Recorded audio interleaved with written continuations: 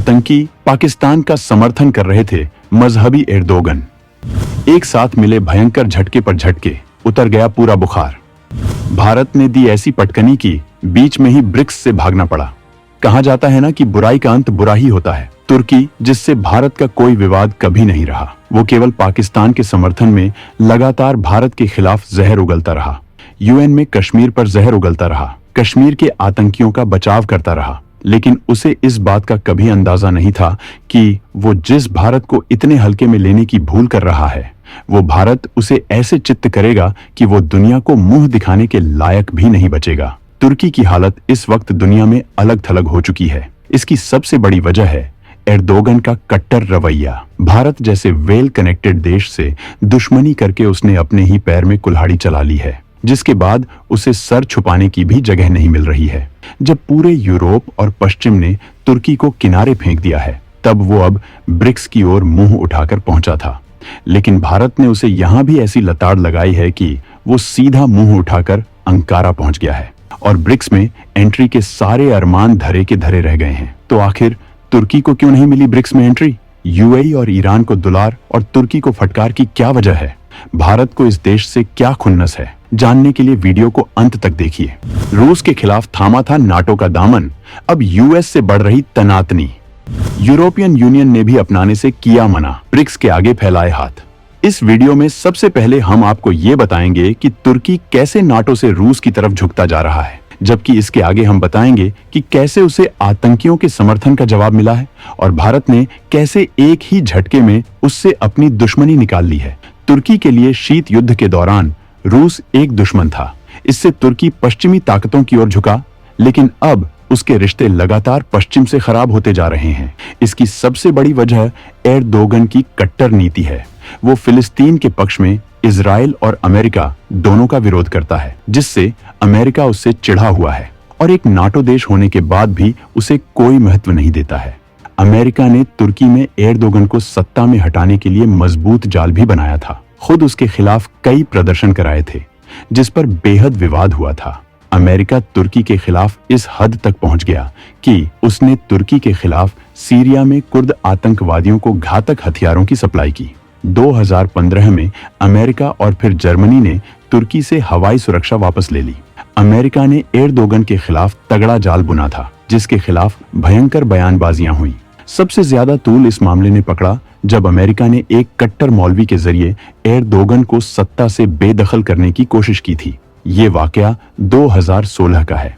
Erdogan तुर्की के विकास के लिए उसे यूरोपीय यूनियन में शामिल करना चाहते थे, लेकिन यूरोपीय यूनियन ने ऐसा करने से मना कर दिया। इससे तुर्की के पास केवल एक ही चारा बचा था कि वो रूस के करीब जाए, और उसने रूस से करीबी बढ़ानी शुरू की। लेकिन तुर्की को यह शायद नहीं मालूम था कि रूस का सबसे खास दोस्त भारत है और वो लगातार पाकिस्तान के पक्ष में भारत के खिलाफ जहर उगलता रहा। भारत ने तुर्की को अपनी लिस्ट में रखा हुआ था, जिसके लिए मजबूत रणनीतियां बनाई जा रही थीं, लेकिन तुर्की इससे बिल्कुल अनजान था। यूरोपीय संघ में एंट्री से पहले ही बाहर फेंके गए एर्दोगन ने 1 साल बाद रूस से S-400 मिसाइल डिफेंस सिस्टम खरीद लिया। इससे अमेरिका का पारा उसके खिलाफ और चढ़ गया। इस सौदे के बाद अमेरिका ने तुर्की को F-35 लड़ाकू विमान खरीदने से रोक दिया। वहीं अमेरिका इजराइल के साथ जंग में लगातार खड़ा है, लेकिन इसके बाद भी तुर्की लगातार इजराइल के खिलाफ काम कर रहा है। कई देशों के साथ मिलकर इजराइल के खिलाफ साजिश में जुटा हुआ है। अमेरिका इससे बेहद नाराज है और उसे मजा चखाने का इंतजार कर ही रहा था। जैसे ही एर्दोगन ब्रिक्स की बैठक में पहुंचे, उसने कसर निकाल दी। तुर्की में उसी आतंकी संगठन ने हमला कर दिया जिसे हथियार सप्लाई करने का आरोप तुर्की अमेरिका पर लगाता है। माना जा रहा है कि यह हमला अमेरिका के इशारे पर ही हुआ है, जिससे तुर्की चारों खाने चित्त हो गया है, जबकि भारत ने उसकी ब्रिक्स में एंट्री का रास्ता बंद कर दिया है।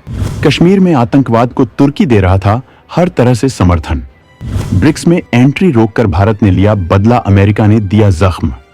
भारत जब भी पाकिस्तान को आतंकवाद पर घेरता, तुर्की तुरंत उसके बचाव में उतर जाता था। इंटरनेशनल मंचों पर भी वह अपने यार का ही साथ देता रहा है। आतंकवाद का मसला हो या कश्मीर का, तुर्की ने हमेशा ही पाकिस्तान का समर्थन किया है। एर्दोगन कश्मीर मसले पर भारत के खिलाफ जहर उगलते रहे हैं। पाकिस्तान को तुर्की ने घातक ड्रोन भी दे रखे हैं, लेकिन आतंक को समर्थन देने वाले तुर्की को खुद आतंकियों ने दहला दिया है, वो भी ऐसे मौके पर जब वो रूस और भारत से मदद की भीख मांगने कजान पहुंचे थे। भारत ने इस मौके पर तुर्की की एंट्री को रोक दिया है। भारत ब्रिक्स के संस्थापक देशों में से एक है, ऐसे में बिना उसकी परमिशन के तुर्की को एंट्री नहीं मिल सकती थी। एर्दोगन इस यात्रा में प्रधानमंत्री मोदी से भी मिलना चाहते थे, लेकिन पीएम मोदी ने कोई इंटरेस्ट नहीं दिखाया और इससे पहले कि एर्दोगन कोई और कोशिश करते, उनके ही देश को आतंकियों ने दहला दिया। प्रधानमंत्री मोदी ब्रिक्स में आतंक से निपटने के लिए चीन और पाकिस्तान को ब्रिक्स में धो रहे थे। उसी वक्त तुर्की में हमला हुआ और एर्दोगन को भी शायद अब समझ में आ जाए कि आतंकवाद कितना खतरनाक हो सकता है, वो उन्हें भी तबाह कर डालेगा। आतंकियों ने अंकारा में भयंकर कत्लेआम मचाया, उससे एर्दोगन ही नहीं पूरी दुनिया सहम उठी है। जिसने भी देखा वो थर्रा उठा है। ये उस तुर्की के घर पर आतंकियों का हमला है जो सबसे बड़े आतंकवादी देश पाकिस्तान का दोस्त है। इस आतंकी हमले में 5 लोगों की मौत हो गई और 20 से ज्यादा लोग घायल हैं।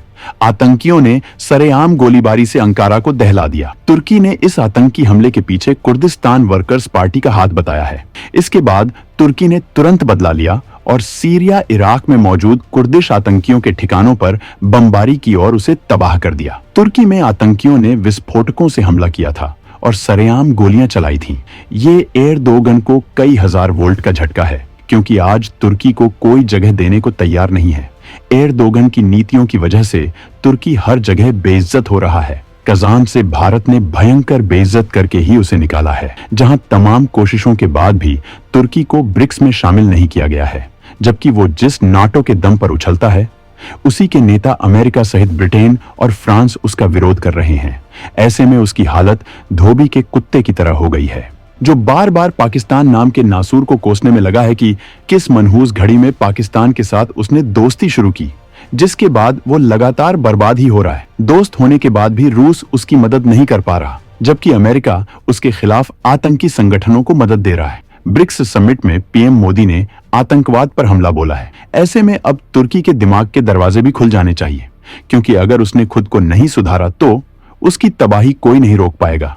एर्दोगन तुर्की को शंघाई सहयोग संगठन में शामिल होने वाला पहला नाटो सदस्य बनाना चाहते हैं। तुर्की और रूस के रिश्ते लगातार मजबूत हो रहे हैं। रूस ने पिछले साल तुर्की के प्राकृतिक गैस आयात का 42% हिस्सा हासिल किया।